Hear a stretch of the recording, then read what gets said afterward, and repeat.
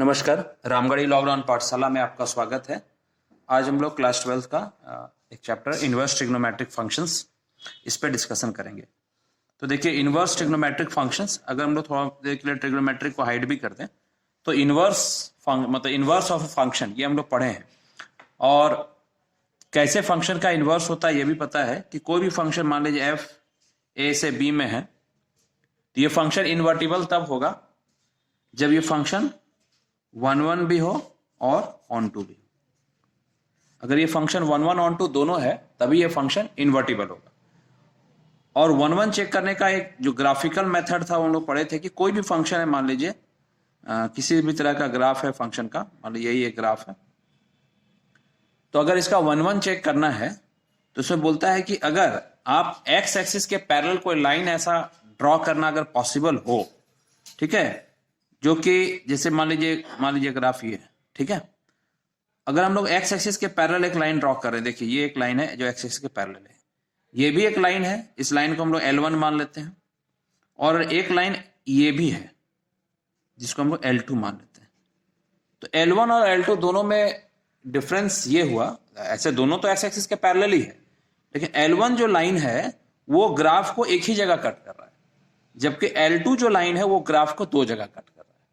तो इसमें बोलता है कि इसका मतलब कि जो भी इसका वैल्यू होगा, ठीक है, मान लीजिए ये वैल्यू k है और ये वाला वैल्यू मान लीजिए λ1 है और ये वाला वैल्यू मान लीजिए λ2 है, यानी ये जो फंक्शन है λ1 पे भी उसका वैल्यू k आ रहा है और λ2 पे भी वैल्यू k आ रहा है। तो दो अलग अलग, यानी अगर f λ1 सोचे तो वो भी वैल्यू k है और f λ2 सोचे तो वो भी वैल्यू k है। ये दिखाता है कि फंक्शन मैनी वन है, यानी दो वैल्यू का, दो डिफरेंट वेरिएबल का एक ही वैल्यू आ रहा है, ठीक है। तो इसका मतलब ये फंक्शन जो है वो मैनी वन है। तो हम लोग ग्राफ से कैसे चेक करेंगे, तो ग्राफ में बोलता है कि अगर एक्स एक्सिस के पैरेलल ऐसा कोई लाइन ड्रॉ किया जा सकता हो जो ग्राफ को एक से ज्यादा जगह कट कर देगा, अगर ऐसा पॉसिबिलिटी होगा तो ये दिखाएगा कि फंक्शन फिर मैनी वन है, वो 1 नहीं होगा, ठीक है। जैसे देखिए ये लाइन L1 ड्रॉ कर ली, इसके हिसाब से तो लग रहा है फंक्शन 1 है, लेकिन नहीं, यहाँ एक पॉसिबिलिटी है लाइन L2 ड्रॉ करने का जो कि ग्राफ को एक से ज्यादा जगह कट कर देगा। तो अगर एक से ज्यादा जगह ग्राफ को कट कर रहा है तो ये शो करता है कि फंक्शन 1 नहीं है, फंक्शन मैनी वन है। तो ये फंक्शन का 1 चेक करने का तरीका हुआ। और फिर हम लोग पढ़े हैं कि फंक्शन का डोमेन और रेंज अगर सेम आ गया, ठीक है, तब फंक्शन क्या होगा, ऑन टू हो जाएगा, तब फंक्शन ऑन टू हो जाएगा। तब हम लोग का इसका ऑन टू चेक करना है कि फंक्शन ऑन टू है कि नहीं। तो चलिए अब हम लोग ट्रिग्नोमेट्रिक फंक्शन पे, ट्रिग्नोमेट्रिक फंक्शंस का हम लोग देखेंगे कि कौन कौन सा फंक्शन 1 ऑन टू है और कौन सा नहीं है। तो देखिए पहले एक हम लोग साइन फंक्शन पे डिस्कशन करते हैं। ये रहा हम लोग का साइन फंक्शन का ग्राफ। तो ये साइन फंक्शन देखिए, ये साइन का ग्राफ है और हम लोग इसको पूरा सेट ऑफ रियल नंबर, इसका domain set of real number रखें और रेंज मतलब को डोमेन को -1 से 1 तक रखें। तो ऐसे भी देखिए साइन का जो रेंज है ये यहाँ +1 और ये जो मिनिमम वैल्यू है ये -1 है, और 1 और -1 के बीच में ही पूरा कर रहा है। और साथ ही साथ कोई भी वैल्यू लेंगे तो 1 -1 के बीच का कोई भी वैल्यू आप ले लीजिए तो कोई ना कोई एंगल ऐसा जरूर मिलेगा जिसपे वो वैल्यू आती है। इसका मतलब फंक्शन का, क्योंकि यहाँ रेंज भी उसका -1 से 1 है और हम लोग यहाँ -1 से 1 लिखे भी हैं डोमेन की जगह, तो डोमेन और रेंज सेम है, इसलिए ये साइन फंक्शन जो है ये 1 तो हो गया, सॉरी ऑन टू तो हो गया। अब हम लोग को इसका 1 चेक करना है। तो देखिए यहाँ एक रेड लाइन हमने ड्रॉ किया है और ये देखिए ग्राफ को एक से ज्यादा जगह कट कर रहा है, ए पे, बी पे, सी पे, डी पे, ठीक है। तो ये शो कर रहा है कि फंक्शन जो है ये 1 नहीं है, ये शो कर रहा है कि फंक्शन 1 नहीं है, ठीक है। तो क्योंकि ग्राफ को एक से ज्यादा जगह कट कर रहा है, तो क्या इसको 1 बनाया जा सकता है, यानी इसका डोमेन को अगर हम लोग रेस्ट्रिक्ट करें, लेकिन ऐसा रेस्ट्रिक्ट करना है कि इसका रेंज जो ऑन टू का जो प्रॉपर्टी है वो फेल ना हो, यानी जो ग्राफ है वो -1 से 1 तक पूरे वैल्यू को कवर जरूर करे, लेकिन ये एक से ज्यादा जगह जो कट करने का प्रॉब्लम ये नहीं हो। तो देखिए ये जो सेकेंड वाला ग्राफ हम किए, इसमें क्या किए, ग्राफ को -π/2 से π/2 तक ड्रॉ किए, ठीक है, -π/2 से π/2 तक। उससे क्या हुआ, ये -1 से 1 तक का पूरा वैल्यू भी कवर हो गया। और अब कोई भी आप लाइन ड्रॉ कर लीजिए एक्सिस के पैरेलल, वो ग्राफ को एक से ज्यादा जगह कट नहीं करेगा, यानी अब ये फंक्शन 1 हो गया। लेकिन कब हुआ, जब आप इसके डोमेन को देखिए, यहां जो डोमेन है अगर हम लोग इसको -π/2 से π/2 तक ही डोमेन को रखे, रेस्ट्रिक्ट कर दें, बाकी जो रेंज है वो, तब ये फंक्शन 1 1 हो जाएगा, और 1 1 हो जाएगा, ऑन टू तो है ही, तब ये फंक्शन बाइजेक्टिव हो गया, और बाइजेक्टिव हो गया तो इसका इनवर्स निकल सकता है। तो देखिए अब हम लोग इसका साइन इनवर्स निकाल सकते हैं, जो -1,1 से -π/2 से π/2 तक जाएगा। तो एक बार हम लोग उसका भी ग्राफ देखते हैं क्या होता है। देखिए ये ग्राफ हम ड्रॉ किए हैं, ये जो ब्राउन कलर से ग्राफ ड्रॉ किया गया है ये sin x का ग्राफ है, ठीक है। और देखिए इसका ये जो वैल्यू है π/2, 1 और ये है -π/2, -1। अब हम लोग साइन इनवर्स का ग्राफ ड्रॉ करेंगे। तो देखिए किसी भी फंक्शन और उसके इनवर्स के ग्राफ में एक प्रॉपर्टी क्या है कि वो y = x जो लाइन होता है उसके सिमेट्रिक होता है। तो देखिए हम लोग एक y = x लाइन ड्रॉ कर दिए। अब यहां से ये ग्राफ ऐसे गया है तो इसका इनवर्स इस तरह जाएगा, और इसका जो लास्ट पॉइंट है मतलब π/2, 1 तो इधर हो जाएगा 1, π/2। तो ऑब्वियस है 1 थोड़ा पहले आएगा और π/2 इससे ऊपर जाएगा। उसी तरह ये -π/2, -1 है तो इसका अपोजिट हो गया -1, π/2, इंटरचेंज कर जाएगा। तो ये ग्रीन कलर से जो ग्राफ है ये साइन इनवर्स का ग्राफ, ठीक है। तो हम लोग sin x और साइन इनवर्स दोनों का ग्राफ ड्रॉ कर लिए, ठीक है। अब हम थोड़ा फिर से ग्राफ में जाते हैं।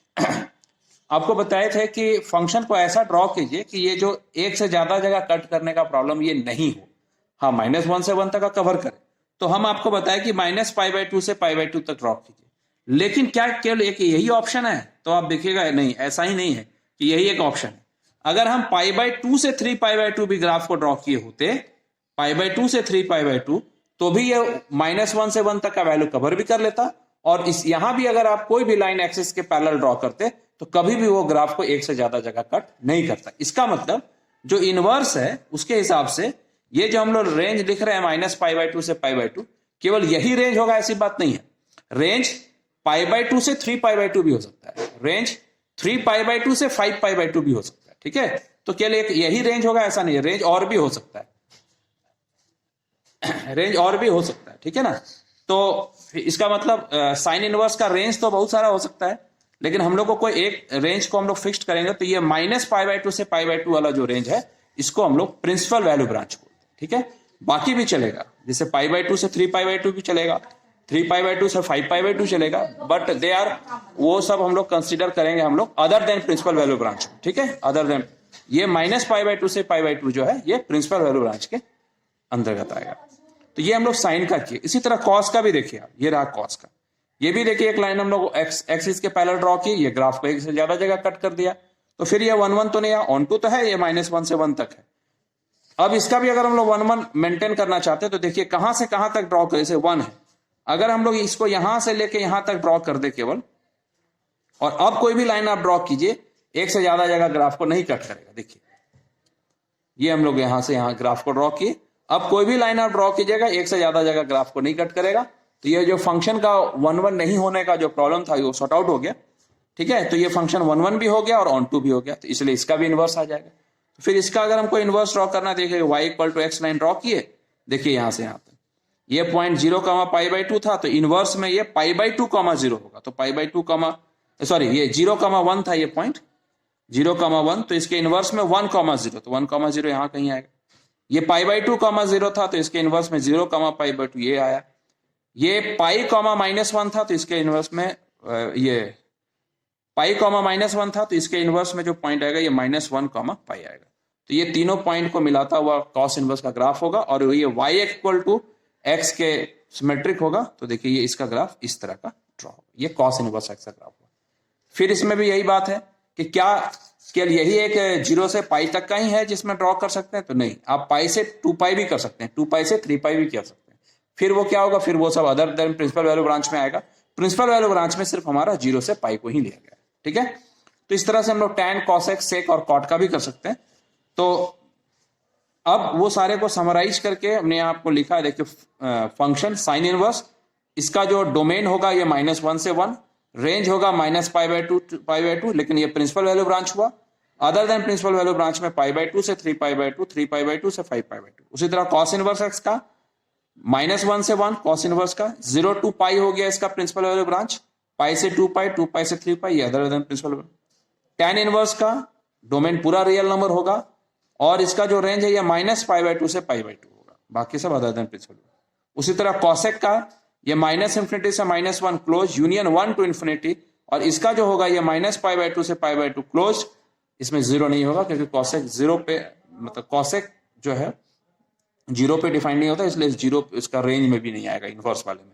उसी तरह सेक इनवर्स का इसका डोमेन सेम होगा, लेकिन जो रेंज है वो 0 to π, π/2 नहीं होगा। कॉट इनवर्स का डोमेन पूरा रियल नंबर होगा और इसका जो रेंज होगा वो 0 से 2 π ओपन इंटरवल।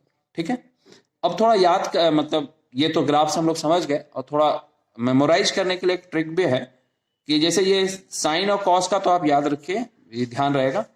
tan इनवर्स के लिए क्या है, थोड़ा tan को हम लोग साइन से रिलेट करेंगे। देखिए -π/2 से π/2, लेकिन tan जो होता है tan इनवर्स, लेकिन हम सोचेंगे इसको tan से, तो tan में साइन बाई कॉस होता है, तो कॉस कौन से एंगल पे डिफाइंड नहीं है इस इंटरवल पे, मतलब नीचे में कॉस है ना, तो कॉस डिफाइन मतलब नीचे का जो फंक्शन है, मतलब tan कहां पे डिफाइंड नहीं है, तो tan देखिए -π/2 पे भी डिफाइंड नहीं है, π/2 पे भी नहीं है, तो tan इनवर्स में से हम लोग ये बोला इंटर पॉइंट को हटा देते हैं।